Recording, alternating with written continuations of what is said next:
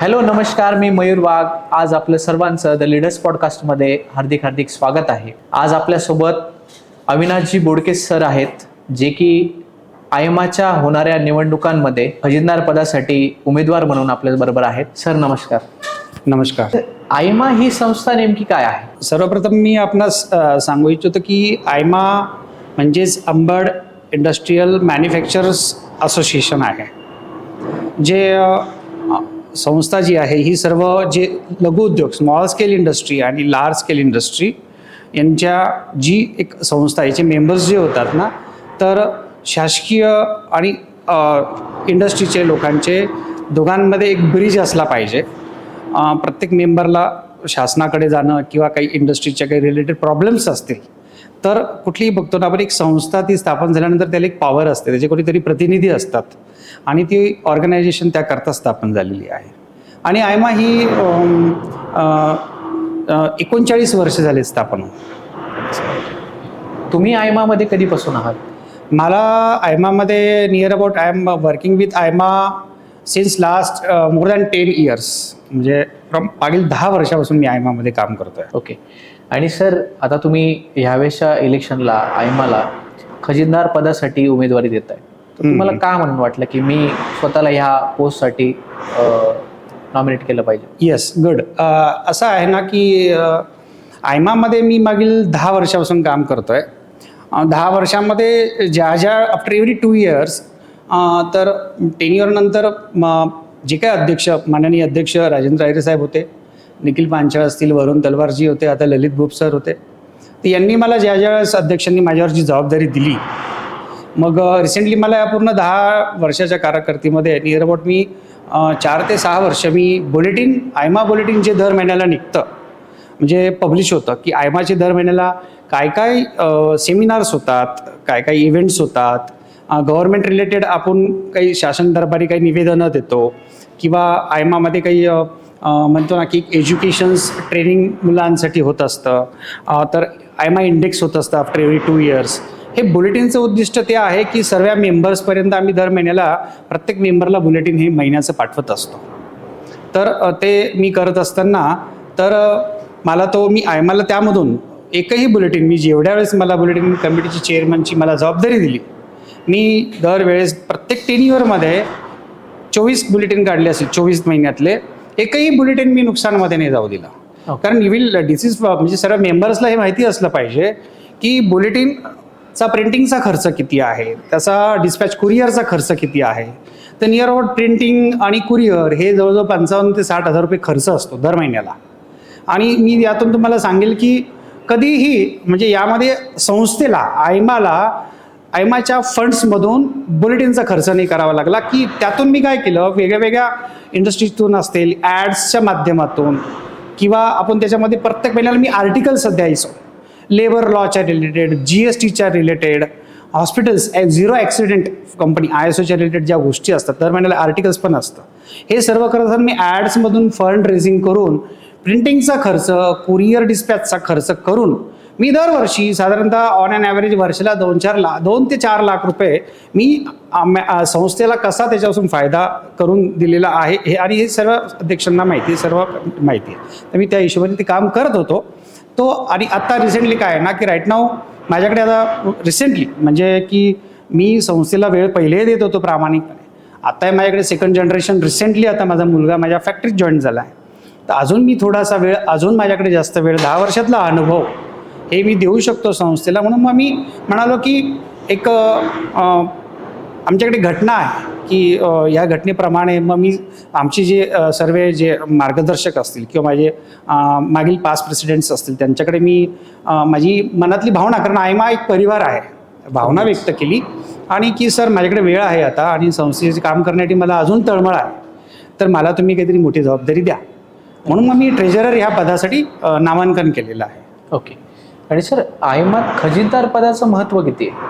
हे बघा, कुठलीही संस्था जी आहे ना की खजिनदार पद कसं असतं ना की सर, की हे बघा, कुठलीही संस्था असेल, मग ती इंडस्ट्रीला असो, सहकार क्षेत्रातली असो, किंवा काही कुठली डिपार्टमेंट, सोसायटी असो, काही असो, तिथे अध्यक्ष ती संस्था चालवतो. ओके. अध्यक्षाला ती संस्था चालवणं, त्यावेळेस टीमबरोबर काम करणं हा अध्यक्षांचा विषय असतो. तिथे सचिव असतो, जे जनरल सेक्रेटरी असतो, ती संस्था ती रन करतो, म्हणजे तो त्याच्या पद्धतीने सचिव या पदाला ती पुढे नेत असतो. पण खजिनदार पदाचं महत्त्व मला माहिती आहे की तो ती टिकवतो, कारण संस्थेमध्ये जर फंड असेल तर संस्था काहीतरी करू शकते. अलग लक्षात. तर म्हणून माझं असं मत आहे की मी हे इतकं महत्त्वाचं आणि जबाबदारीचं पद मागितलं आहे की मी अध्यक्ष संस्था चालवणार आहेत, सचिव त्यांचं काम करणार आहेत, जनरल सेक्रेटरी ती पुढे नेणार आहे, परंतु मी ट्रेझरर या पदासाठी मी ती संस्था टिकवण्याचा प्रचंड माझ्या मनापासून प्रयत्न करणार आहे. सर, आयमा ही संस्था तिच्या मूळ उद्दिष्टांपासून कुठे ना कुठेतरी मागील काही वर्षापासून दूर गेली आहे का, किंवा दूर जाण्याचे कारण काय आहे? दूर गेली आहे, म्हणजे अगदीच प्रांजळपणे आयमाचं जे मूळ उद्दिष्ट आहे, म्हणजे ज्या आपले जे मार्गदर्शक आहेत, ज्यांनी हे आयमाचं रोपटं लावलं आहे 39 वर्ष, कोतवाल सर असतील, पवार सर असतील, बटाविया सर असतील, किंवा स्किप झालं असेल माझ्याकडून कोणाचं नाही, मी व्हेरी व्हेरी सॉरी, पण यांनी जी करून त्यांचं जे स्वप्न ते रोपटं जे लावलं आहे आज ते एक वटवृक्ष झालं आहे. आणि ही एक जबाबदारी आहे एक सर्वसामान्य उद्योजकाची की त्यांनी ज्या मेहनतीने ही संस्था मोठी केली आहे, जो रोपटं लावून वटवृक्ष झालेला आहे, त्याचं उद्दिष्ट काय होतं आणि आज होतंय काय. आणि मी हे प्रांजळपणे कबूल करतो की मी खूप सिनियर आणि खूप ज्युनियर पण 10 वर्षाचा कालावधी बऱ्यापैकी मोठा असतो की लघु उद्योजक स्मॉल स्केल इंडस्ट्रीच्या नक्की काय अडचणी आहेत. आज लेबर प्रॉब्लेम फार मोठा आहे. राईट नाऊ इन्फ्रास्ट्रक्चर बघितलं तर फार दैननीय अवस्था आहे. मी त्यावर खूप काही बोलणं मला म्हणजे 10 वर्षामध्ये बऱ्यापैकी म्हणजे जी रस्ते आपण बघतो की आज शहरामध्ये अंतर्गत छोटे छोटे गल्ली बोळा ह्या काँक्रिटीकरण झाल्या आहेत आणि NMC नाशिक महानगरपालिकेला इंडस्ट्रीमधून हाऊस टॅक्सच्या रूपाने प्रचंड मोठा कर जात असतो. मग आम्ही कुठेतरी कमी पडतोय का? महानगरपालिकेकडून शासकीय दरबारदारी कुठे कमी पडतोय का की त्यांच्याकडून तो फंड इकडे वर्ग करून घेणं, अंतर्गत रस्ते, आज खरंच वाईट परिस्थिती. I am so sorry to tell you की आहे इन्फ्रास्ट्रक्चरवर आम्ही कुठेतरी लॅक झालो आहोत. मग त्यामध्ये कसं आम्ही जे आमचे काही श्रेष्ठी असतील किंवा आम्ही मी EC मिटिंगमध्ये बऱ्याच वेळेस सांगितलं की आपली मवाळ भूमिका असेल किंवा आपण शासनाकडे आता उद्योजकांचं काम आंदोलन करण्याची परिस्थिती आलेली आहे, आपण ती करायची का? मग आता आपण रस्ता रोको करायचा का? ह्या गोष्टीसाठीच ही आज परिस्थिती आहे. कुठेतरी खरंच तो मूळ उद्दिष्ट जो आहे आयमाचा तो त्याच्यामध्ये काही लोकांचं इंटरफिअरन्स खूप होतं. काही निर्णय घ्यायचा असला की कुठेतरी कंट्रोल येतो, एक लक्षात घ्या. म्हणूनच आम्ही आता ह्या निर्णयावर आलोय की आता आपण आपली जी तळमळ आहे संस्थेसाठी एक सर्वसामान्य उद्योजक. हे बघा सर, मी तुम्हाला सांगू शकतो की मी खजिनदार पदासाठी का लढतोय. तुम्ही मला विचारलत ना, माझं काही पहिलं कुठलं जनरेशन नव्हतं. मी शेतकऱ्याचा मुलगा आहे. मी कष्टातून माझ्या आयुष्याचा जर प्रवास बघितला ना की मी खूप खडतर जीवनातून असं कष्ट करून मी आज या पोझिशनवर आहे. मला कुठलं एक वारशाने उद्योजक हा मिळालेला नाही आहे. मी व्यवसाय चालू केला त्यावेळेस मला अंबड, सातपूर, माझा मूळ उद्देश मी बँक कलेक्शन करायचो, अल्प बचत प्रतिनिधी, केबल ऑपरेटर, एक शॉपकीपर आणि आज एक उद्योजक. म्हणून मी म्हणालो की मला संस्थेला काहीतरी खरंच एक तळमळ आहे काहीतरी करण्यासाठी. त्यामुळे मी हे खजिनदार पद मागितलं आणि संस्थेमध्ये खरंच या मागील 2 तासावर जे उद्दिष्ट हवं असलं, जी जुन्या लोकांची स्वप्न आहेत, ज्यांनी हे रोपटं लावलंय, जे आज वटवृक्ष झालंय, ते उद्दिष्ट कुठेतरी भरकटत चाललंय. डेव्हलपमेंट थांबली आहे. इंटरफेअर म्हणजे तोच प्रकार. मला काय म्हणायचं तुमच्या लक्षात आलंय की तुम्ही नवीन मुलांकडे काहीतरी विजन आहे. बघा, मी खूप सोशल कॉज करतो, मी खूप वेगळ्या संस्थांवर काम करतो. माझ्याबरोबर माझ्याकडे मेहनत की मेहनत आहे, नशीब, कष्ट, आध्यात्मिकता पण माझ्याकडे आहे. पण माझ्यामध्ये मी खूप संस्थेवर काम करत असताना मी गोसेवा मला आवडते. मी नंदिनी गोशाळेवर काम करतोय, मी नॅबवर काम करतो आहे, मी अंध मुलांवर किंवा आदिवासी पाड्यांवर वृक्षारोपण, मी निसर्गप्रेमी आहे आणि समाजाचं कुठेतरी आपलं देणं लागतं.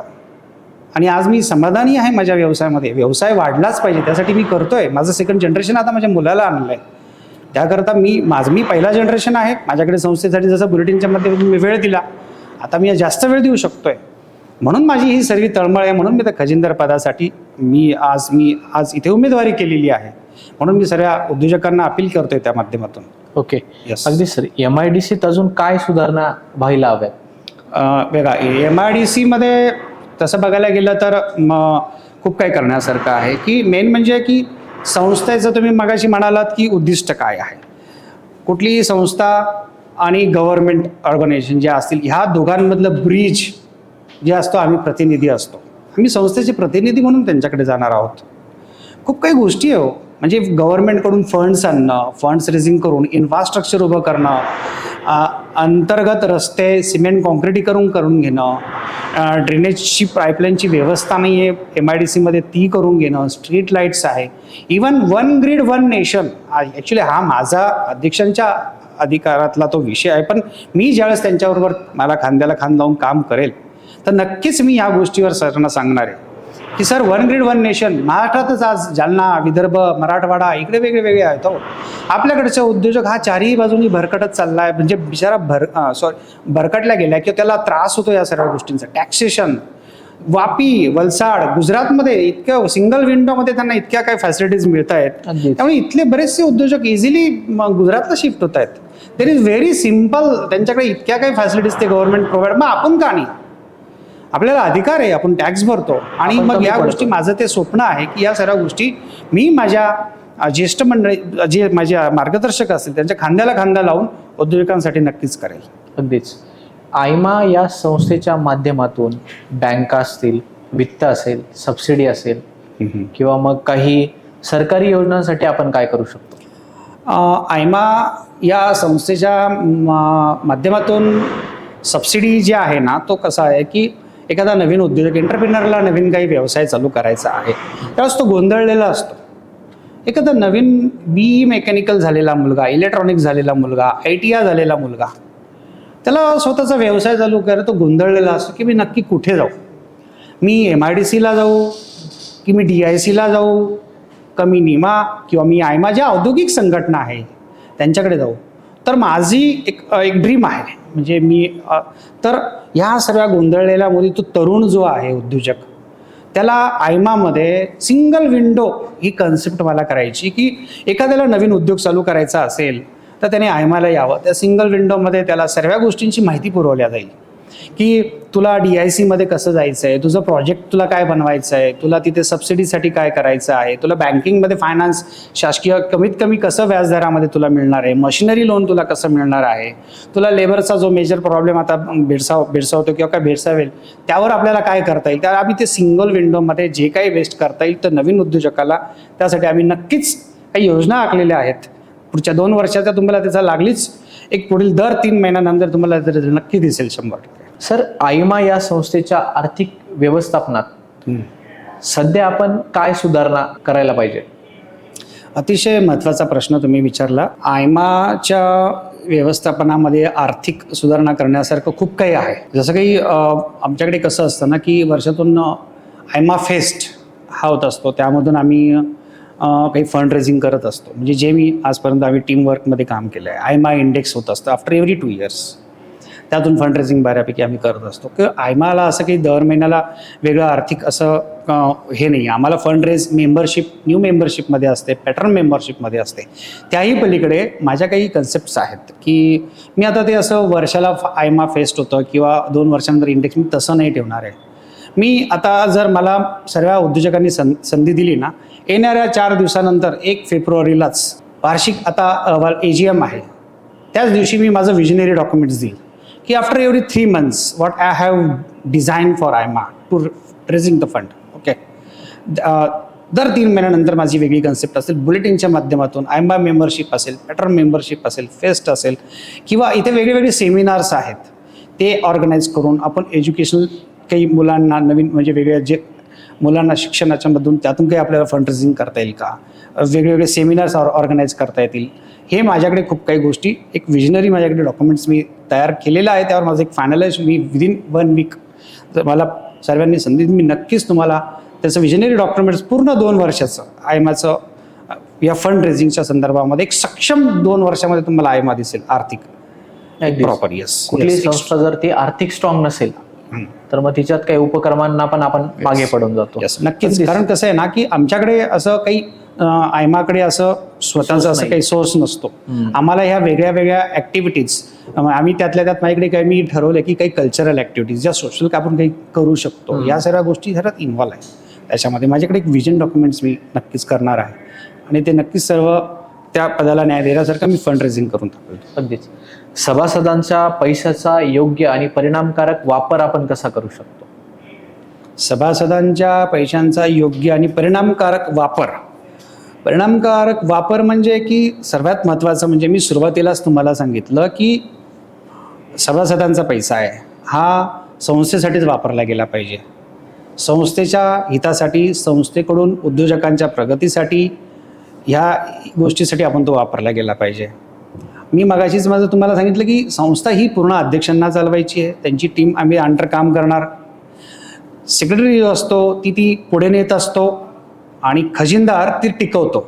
यामध्ये मागची तुम्ही भावना समजून घ्या. म्हणजे पैसा कुठे सर्व सोंग घेता येतं, पैशाचे नाही घेता येत आणि त्याशिवाय संस्था पुढे जात नाही. मी पारदर्शक त्याचं प्रॉपर वेळोवेळी ऑडिट, एक नवा पैसा कुठे चुकीचा खर्च झाला नाही पाहिजे. जिथे गरजेचं आहे तिथे होईल. इन्फ्रास्ट्रक्चरवर प्रॉपर होईल. अजून काही नवीन काही सुंदर संकल्पना असतील तर मी माझ्या सर्व उद्योजक मित्रांना अजून आमचे जे मार्गदर्शक आहे त्यांना भेटणार आहे आफ्टर ह्या सर्व प्रोसेसनंतर. काही नवीन आयडियाज घेणार आहे. नवीन काही आपल्याला आयडियाज इम्प्लिमेंट करता येईल का त्याचा मी लवकरच नंतर एक सर्वांना एक बोलून एक सर्वांचं एक म्हणतात ती उद्योजक संवाद, त्यामध्ये काही नवीन काही करता येईल आणि आर्थिक प्रॉपर नियोजन करता येईल अशा पद्धतीने मी ते संस्थेचा एक एक पैशाचं प्रॉपर हिशोब मांडून त्याचा आलेख हा मला वाढवायचाच आहे. अगदी सर, खूप खूप छान वाटलं तुमच्याशी बोलून. तुमच्यासारखा एक व्यक्ती नक्कीच आयमाच्या पुढचे खजिनदार पदासाठी नॉमिनेट होऊन यावे असे आम्ही सगळ्यांना, मी माझ्या साईडनेही आवाहन करेल. थँक्यू, धन्यवाद. Yes, thank you so much. Yes.